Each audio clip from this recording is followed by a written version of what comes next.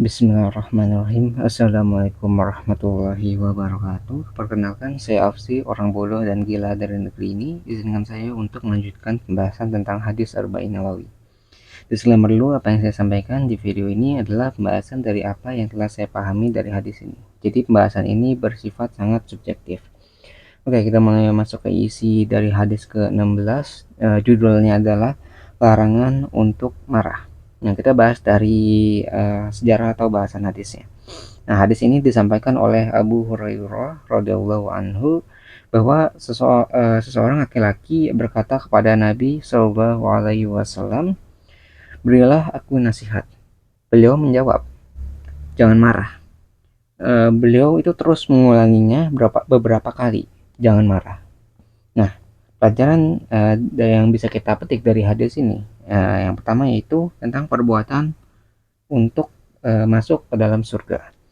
Jadi kalimat jangan marah yang diucapkan oleh Rasul ini itu biasanya adalah jawaban dari Rasul ketika sahabat itu bertanya tentang amalan apa yang bisa masukkan ke dalam surga. Jadi sahabat itu kan sering bertanya tuh kayak amalan apa yang kita bisa lakukan supaya kita itu bisa masuk ke dalam surga.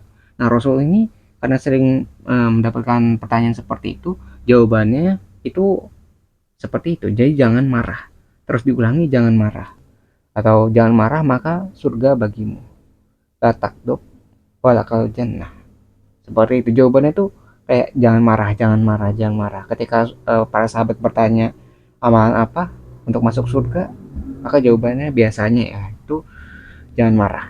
Gitu. Jadi sering diucapkan jangan marah itu sebagai nasihat yang bisa diberikan dari Rasul kepada para sahabatnya. Nah, lalu poin selanjutnya atau pelajaran selanjutnya itu tentang pentingnya dalam mengendalikan emosi.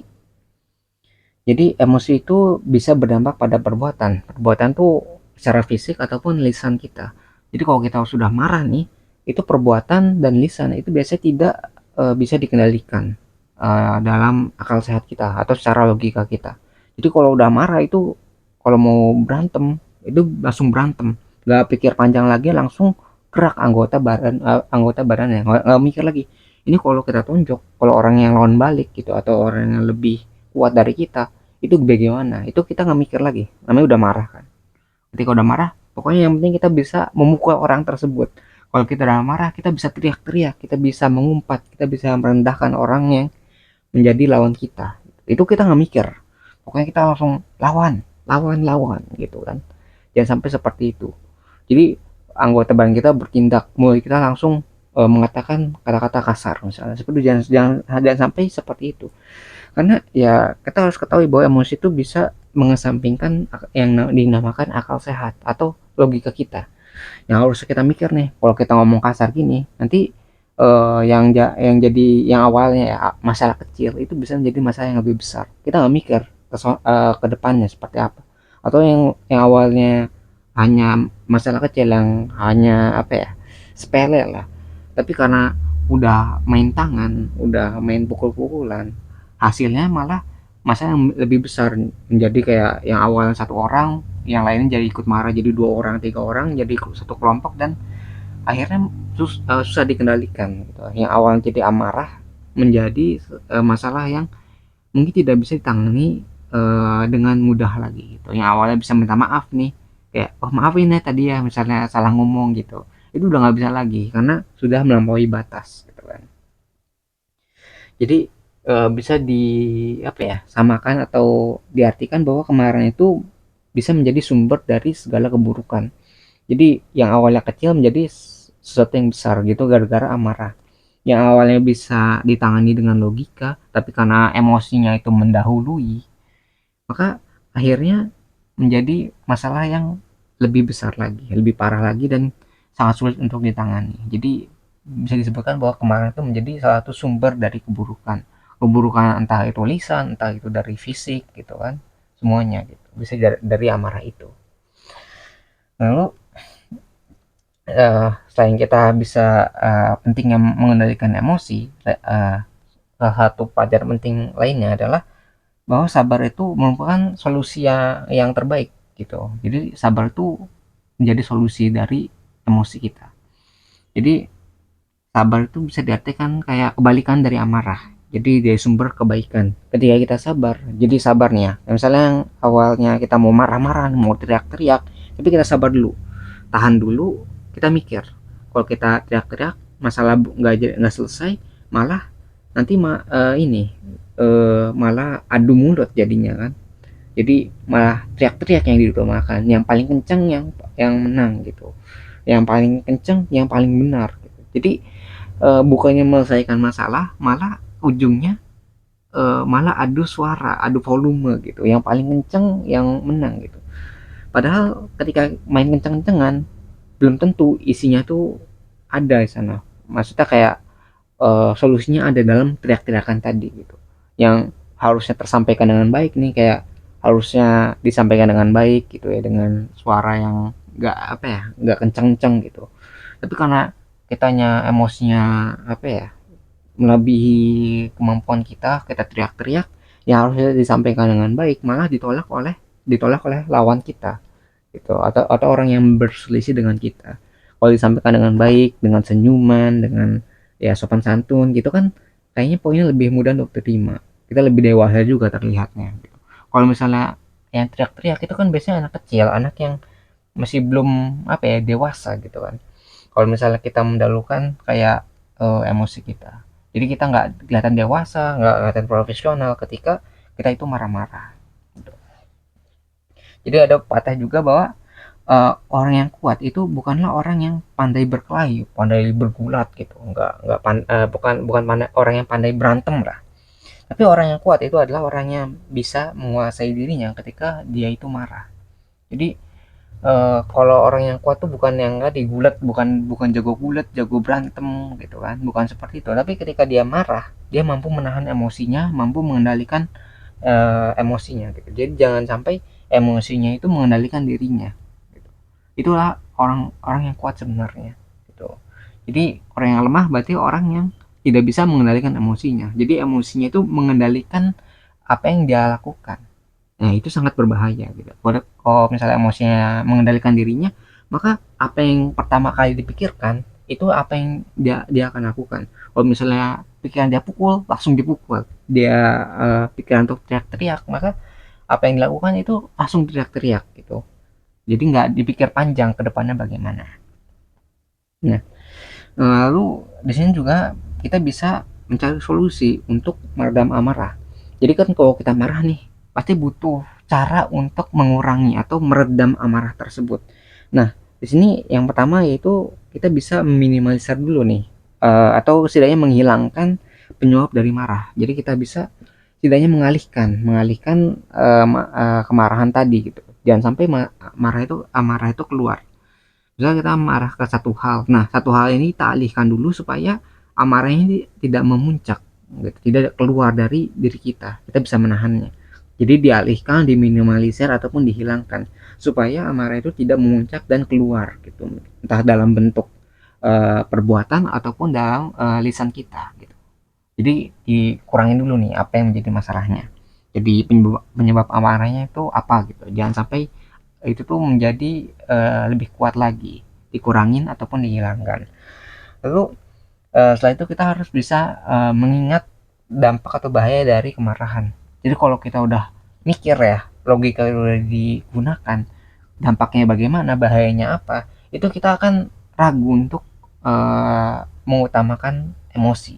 Jadi kayak, oh, kalau misalnya saya marah di sini, nanti yang awalnya kita bisa ketemu secara baik, mungkin nanti kita nggak bisa ketemu secara baik lagi di kemudian hari. Yang awalnya teman gitu, tapi karena kita marah-marah, mungkin keesokan harinya dia bisa jadi musuh kita. Kita nggak bisa berteman lagi gitu. Jadi kedepannya bagaimana? Bahayanya apa? Ketika kita bisa berpikir seperti itu, maka nanti otak kita akan pikir, oh iya benar juga ya. Kalau kita meluapkan amarah kita, nanti masalah yang kecil ini akan menjadi masalah yang besar. Jadi kita malah menahan, sabar gitu. Mengutamakan logika kita, mengutamakan akal kita gitu. Jangan sampai emosi mengambil alih gitu kan.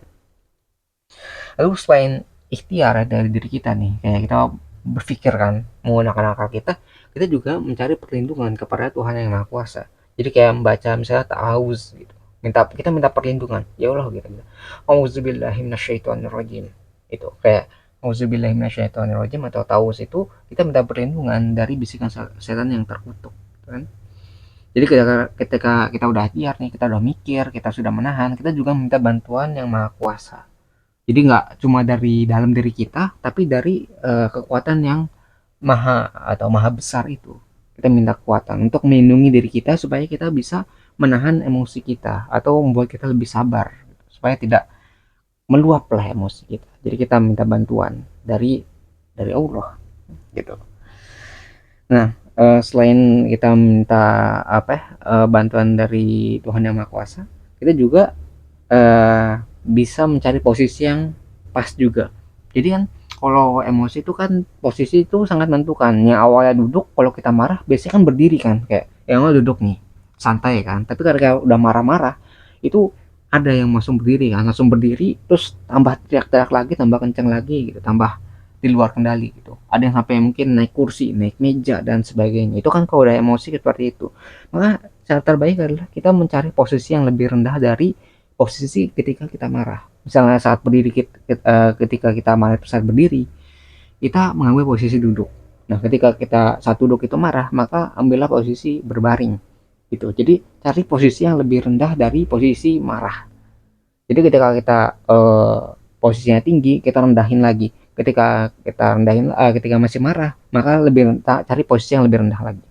Itu pokoknya. Jadi cari posisi yang lebih rendah supaya amarah ini bukannya malah naik, tapi diredam dengan posisi tadi. Jadi itu diturunkan dengan posisi kita. Yang awalnya berdiri jadi duduk, duduk jadi berbaring. Itu. Contohnya seperti itu. Selain itu, selain ngambil posisi ya, kalau dari tindakan fisik kita, dari tubuh kita, mungkin kalau dari lisan kita itu kita bisa diam sejenak. Jadi yang awalnya kita ngomong nih kayak nggak berhenti-berhenti, mau satu A B C D E sampai Z gitu kan, itu nggak berhenti-berhenti, kita harus diam dulu. Jadi kayak kita ngomong nih nggak ada berhenti-berhentinya, kayak teriak-teriak, kita udah nggak ngerti lagi tuh ngomong apa kan, pokoknya omongan kasar keluar semua. Maka sebelum kata-kata kasar itu keluar, kita diam dulu supaya akal kita itu masuk. Jadi kan otak tuh kayak butuh proses berpikir ya, yang namakan proses berpikir kan butuh waktu. Jadi ketika kita diam sejenak, itu memberikan otak kita kesempatan untuk berpikir. Jadi kayak kita mau marah-marah nih, kita mau mengeluarkan kata-kata buruk nih, mau mengumpat nih, mau menghina nih, tapi karena kita diam dulu sejenak, otak kita bisa bermain, akal kita bisa mengambil alih. Nah, ketika otak kita mengambil alih, maka nanti emosi kita tuh bisa diredam. Yang harusnya kata-kata kasar keluar, tapi karena kita diam dulu sebentar, oh iya, mungkin kata-kata ini lebih baik untuk dikeluarkan, atau kata-kata kasar ini akan sebaiknya dihindari, gitu. Akan dihilangkan ataupun diganti dengan kata-kata yang lebih baik, supaya orang yang kita hadapi ini paham dengan apa yang ingin kita sampaikan. Seperti itu. Jadi kita diam dulu nih, kayak ngomong A B C D sampai Z gitu. Ketika nggak selesai kan, itu akhirnya nanti yang bukannya turun ya emosi kita, malah tambah naik, tambah ingin ingin didengar atau ingin disampaikan gitu kan. Padahal nggak gitu juga, kita harus diam dulu, berpikir kata-kata apa yang cocok di situasi seperti ini gitu. Diam dulu, ambil biar otak kita tuh bisa mikir gitu, ambil keputusan yang paling baik baru kita bisa keluarkan. Jangan apa yang di pertama kali kepikiran langsung dikeluarkan, jangan seperti itu ya, hindari seperti itu. Lalu setelah kita menahan lisan kita untuk diam sejenak, mungkin kalau ada kesempatan ya, misalnya ada waktu gitu, ambillah air wudhu. Karena air wudhu itu eh, meredam amarah. Amarah itu kan kayak api ya, panas gitu, panas hati kita, panas kepala kita kan, itu semuanya panas. Ketika sudah panas tuh kita kayak ingin apa ya, mengeluarkan tadi, melampiaskan emosi kita kan. Nah, untuk meredam ya emosi tadi, kita bisa mengambil air wudhu. Jadi air itu memadamkan api kan. Jadi emosi kita yang awalnya panas, hati kita panas, pikiran kita, ketika kita wudhu gitu kan, itu kan terbasuh semua tuh dari muka, kepala dan sebagainya, itu kan akan mendinginkan kepala kita. Sehingga yang awalnya marah-marah itu mungkin bisa dikurangi. Itu kan ya yang namanya ambil wudhu itu mungkin agak sulit ya. Jadi ketika ada kesempatan aja, karena mungkin susah lah kesempatannya kalau misalnya ambil air wudhu kan kadang-kadang di tempat yang nggak ada air wudhu ataupun di tempat yang nggak bisa keluar, misalnya di tempat rapat di kantor atau dan sebagainya gitu. Tapi kalau bisa ambil air wudhu maka akan lebih baik untuk mengambil air wudhu untuk memadamkan amarah. Nah, ini kita bisa lanjut ke bagian selanjutnya tentang pesan dan kesimpulan. Jadi dari hadis ini kita bisa belajar tentang keutamaan untuk menahan amarah kita terhadap permasalahan yang kita hadapi. Kemarahan tidak akan menyelesaikan masalah, tapi dengan mengendalikan amarah kita, itu kita bisa menghindari masalah yang lebih besar. Menahan amarah juga merupakan amalan untuk mendapatkan surga, karena Rasul sering memberi nasihat untuk menahan amarah kepada para sahabat yang merindukan surga. Jadi kalau kita mau ngikutin para sahabat nih untuk apa ya, mendapat amalan yang bisa masukkan kita ke dalam surga, maka kita harus menahan amarah kita. Jangan marah, la tagdab. Nah, gitu. Pokoknya jangan marah. Pesannya adalah seperti itu. Nah, mungkin sekian ya pembahasan pribadi saya yang bisa saya sampaikan mengenai hadis ke-16 dari buku Arba'in Nawawi. Sebelum saya akhiri, saya menyampaikan bahwa jika ada kesalahan di video ini, maka itu semua bersumber dari Tuhan Yang Maha Kuasa, dan jika ditemukan banyak kesalahan ataupun kekurangan di video ini, maka itu semua bersumber dari diri saya pribadi.